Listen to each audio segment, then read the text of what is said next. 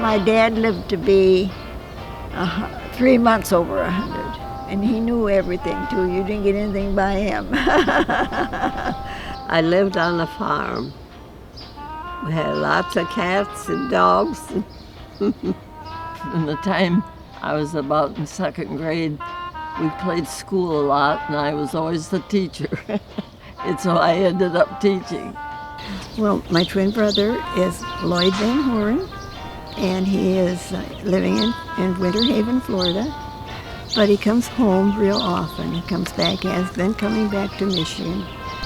And I had 3 brothers and 3 sisters, and we all helped me. So many people working there. They were very, very busy. How many kids did you have, Ann? 3. 2 boys and a girl. The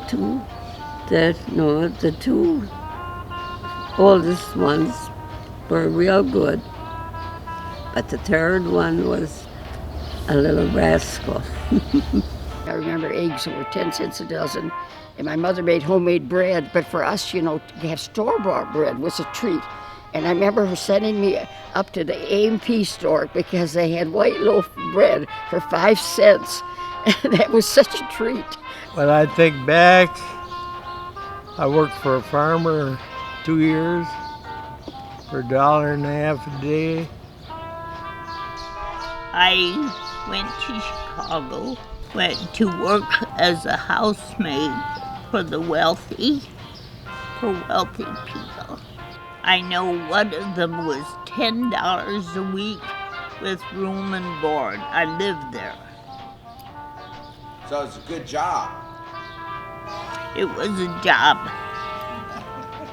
In my life, I went from like the horse and buggy days, to the jets flying around. So it was a different world. Oh, I had married. I forgot to tell you that. I married a very nice, good man, and we had a good life together. My husband and I were married for 53 years. Oh, I was so happy to marry him. He was a very good husband. I met him roller skating at the Coliseum in Grand Rapids. We dated for about 3 years, so we kind of were taking it for granted that we were getting married. But he did get down on his knees and propose to me, gave me my diamond. I got married in 37. That's a while ago.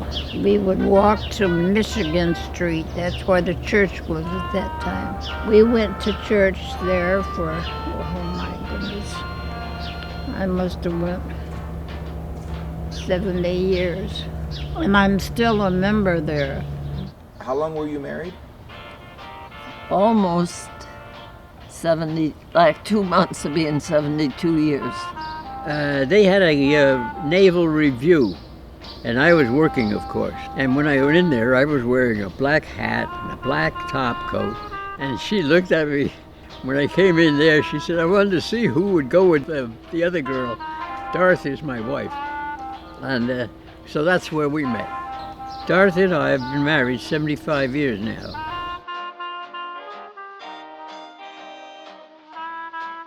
There's no question about it. It's the Lord and the life that makes the difference.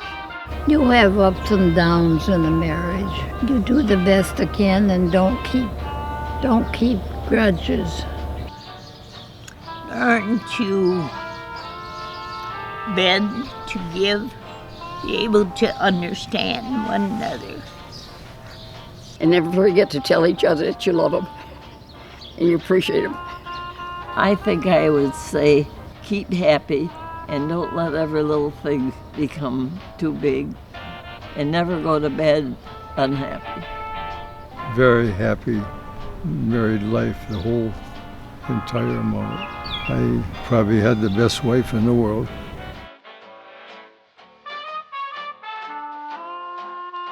To get genuine help is go to the Lord.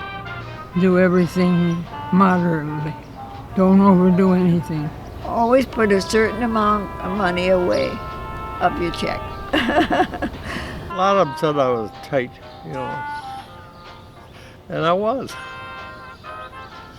But I paid my bills. Work doesn't hurt anyone. You get a lot of pleasure out of working too. There's a satisfaction in it.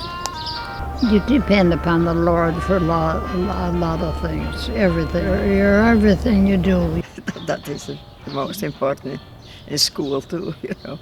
You all go to school, all my kids.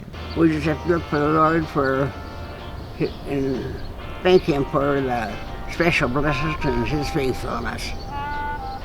I would say trust the Lord. That's the great difference. If you try to live a life in accordance with the society you're in, you're going to make mistakes. The secret is that Christ can keep us clean and take us home one day.